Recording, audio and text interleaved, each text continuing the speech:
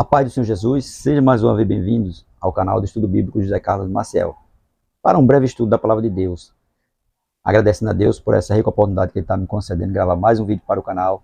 Agradecendo a você que tem curtido, comentado, continue fazendo isso para que o YouTube recomende o canal cada vez mais. Agradecendo a você que ainda não é inscrito no canal, mas que tem assistido nosso vídeo. Se for possível, se inscreva para nos ajudar, se inscreva para que esse canal possa crescer. E agradecer a você que já é inscrito, tem curtido, comentado, continue fazendo isso para que o YouTube recomende cada vez mais o canal. Amém? Nosso breve estudo de hoje será no Evangelho de Mateus, capítulo 7, versículo 28 e 29, que tem como epígrafe a autoridade de Jesus. Diz assim o versículo 28, Evangelho de Jesus, escrito por Mateus, capítulo 7, versículo 28. E aconteceu que, concluindo Jesus esse discurso, a multidão se admirou da sua autoridade. Versículo 29. Porquanto os ensinava com autoridade e não como os escribas. Veja que a multidão se admirou da forma que Jesus ensinava. Que Jesus ensinava com autoridade. E o versículo 29 diz: porquanto ensinava com autoridade e não como os escribas. Ele ensinava de uma maneira diferente. Ele não ensinava como os escribas ensinavam. Jesus tinha a sua ali maneira de ensinar que as pessoas ficavam admiradas. Diz assim o nosso breve estudo. A Bíblia diz que eles estavam admirados com a sua doutrina, o ensino. Eles ficaram admirados. E quem poderia culpá-los? Eles realmente nunca ouviram alguém falar ou ensinar como Cristo. Eles nunca ouviram falar alguém ensinar como Jesus ensinava. Ele ensinava diferente. As multidões ficaram maravilhadas com o ensinamento de nosso Senhor, já que seus ouvidos estavam acostumados a ouvir os mestres farisaicos da lei, que eram um mero reflexo de autoridade, e não muito bons nisso. Eles não eram muito bons nisso. Falava da lei com autoridade, mas ele não era muito bom nisso, porque eles não cumpriam a lei. Ele só exigia que o povo cumprisse, e eles mesmos não cumpriam. Falavam uma coisa e viviam outra. Jesus, por outro lado, era e é a autoridade suprema. Ele possui todo o poder e conhecimento. E essa diferença era extremamente óbvia para seus ouvintes. É claro, porque da maneira que ele falava, o povo via em Jesus algo diferente. E Jesus não só falava, ele vivia o que ele falava. Enquanto que os farisaicos, os mestres farisaicos, eles só falavam e não vivia. Jesus era o contrário. Ele falava e vivia. Os fariseus eram um mero pretexto, incapazes de cumprir o que pregavam, tá vendo? Eles eram capazes de cumprir o que eles pregavam. Eles pregavam uma coisa e viviam outra. Eles estavam recitando passagens memorizadas, enquanto Jesus, que falou ao mundo a existência, falava com autoridade. É claro, Jesus falava com autoridade. Jesus não falava por falar, não, ele falava com autoridade. E o que ele falava, ele estava vivendo. Havia muitos rabinos que haviam dedicado uma vida inteira ao estudo das Escrituras, mas o ensinamento de Jesus atingiu a multidão como especial. Ele os lembrou das recompensas pela perseverança em amar a Deus. Ele expôs as palavras de Deus como a base na qual eles podiam confiar, tá vendo? Confiar em Deus através da sua palavra. E então lhe revelou seu significado, contrastando sua autoridade com o ensinamento tradicional, tá vendo? Jesus fez contraste. A autoridade dele, a autoridade de Deus, com o ensinamento tradicional. E ensinou o povo que eles deviam o quê? Confiar em Deus. Independente do que estivesse acontecendo, eles tinham que confiar em Deus. Jesus ensinou com uma compreensão segura da intenção da lei. E ele não estava simplesmente recitando o que as Escrituras diziam, ou citando as opiniões prevalecentes dos escribas, os teólogos profissionais de seus dias, e autoridade em matéria de lei religiosa. Sua mensagem era radicalmente diferente da deles, e isso deixou a multidão atônita, porque eles eram mestres, eram os teólogos daquela época, mas Jesus ensinou de uma forma que o povo ficou admirado. Como esse homem ensina desse jeito? Ele ensinou de uma maneira diferente, por isso que o povo ficou atônito. Ele ensinou de uma maneira totalmente diferente. Em Mateus capítulo 7, versículo 28, encontramos a primeira menção de doutrina, que Jesus estava ali ensinando. Didache em grego, no Novo Testamento, e como tal, é significativo que ela se refere às doutrinas ensinadas por Cristo no Sermão da Montanha. Também é significativo que existam 4 outros versos nos dizendo que seus ouvintes estavam maravilhados com a sua doutrina. Mateus capítulo 22, versículo 23, a gente vai ver, Mateus capítulo 22, e o versículo 23, que vai falar também que o povo estava ali admirado com a doutrina de Cristo. Mateus 22 e 23. No mesmo dia chegaram junto dele os saduceus, que diziam não haver ressurreição, e o interrogaram, né? Mateus 22 e 33, perdão, não é 23 não. Mateus 22 e 33, diz assim: e as tubas, ouvindo isso, ficaram maravilhadas da sua doutrina. Veja, a multidão ali ouvindo Jesus, ficaram maravilhados da sua doutrina. Tem também Marcos, capítulo 1, versículo 22. Marcos 1 e 22. E maravilhavam-se da sua doutrina, porque os ensinava como tendo autoridade, e não como os escribas. Tá vendo? Mais um versículo que nos mostra que o povo ficou admirado com a doutrina de Jesus. Também Marcos capítulo 11, versículo 18. Marcos 11, 18.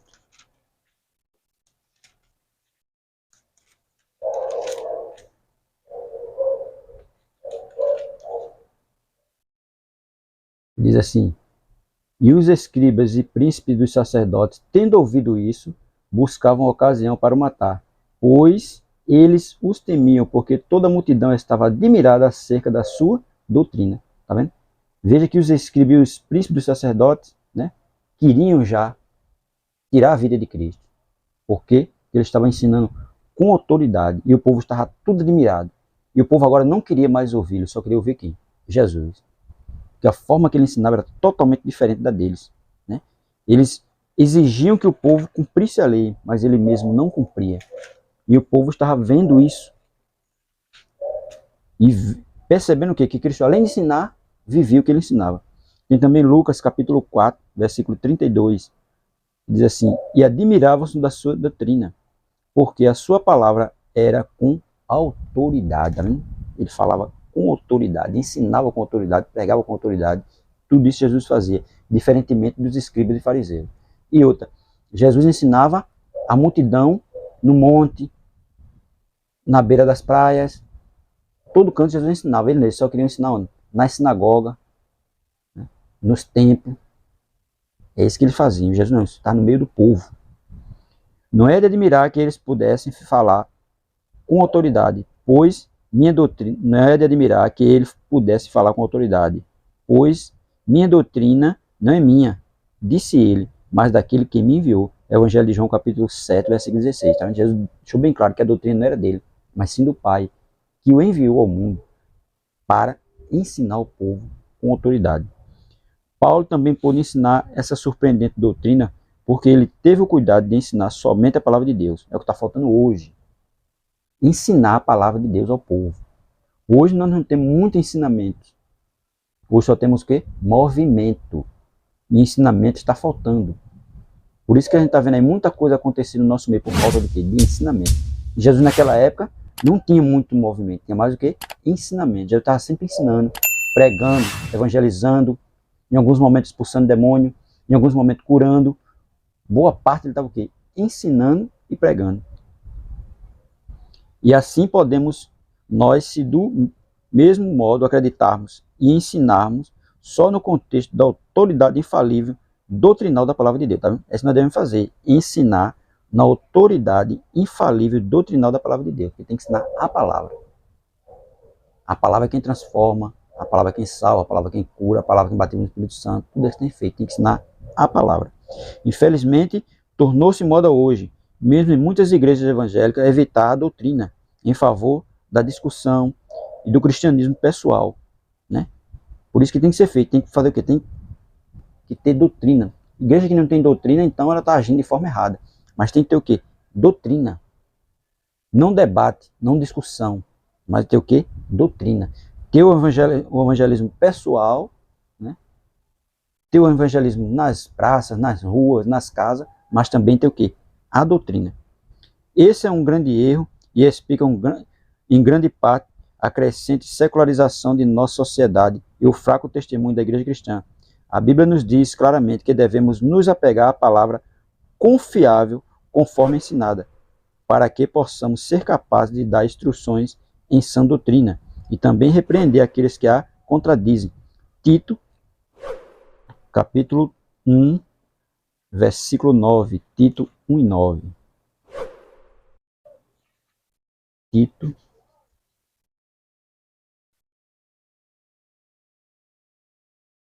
capítulo 1, versículo 9, que diz assim: retendo firme a fiel palavra, que é conforme a doutrina, para que seja poderoso, tanto para demonstrar com a sã doutrina, como para convencer os contradizentes. Porque tem muita gente aí querendo contradizer a Bíblia. Tem gente por aí dizendo que a Bíblia precisa ser reescrita, mas a Bíblia não precisa ser reescrita. A pessoa é que tem que deixar a Bíblia transformar ele. Não é a Bíblia que deve se adequar ao homem, mas o homem se adequar à Bíblia. Porque quando nós lemos a Bíblia é um livro de confronto, e ela nos confronta. E nós temos que andar de acordo com a Bíblia, de acordo com a sã doutrina. Tem pessoas que querem andar da forma que ele quer. Mas a Bíblia vai dizer, lá em 1 João capítulo 2, verso 6, que diz assim: aquele que diz que está nele deve andar como ele andou. E a Bíblia nos mostra como Cristo andou. Então nós devemos andar como ele andou, de acordo com a Bíblia nos ensina. Tem gente que não, ela precisa ser reescrita, ela precisa ser atualizada ela já é. Para todos os assuntos atuais, a Bíblia é atualizada. Agora, muitos querem andar de toda forma, de todo jeito, e não aceitam o que a Bíblia está mostrando a ele. Não aceita aquilo que a Bíblia nos ensina para o nosso dia a dia. Mas ela não precisa ser reescrita. Ela não precisa ser atualizada. Atualizada ela já é.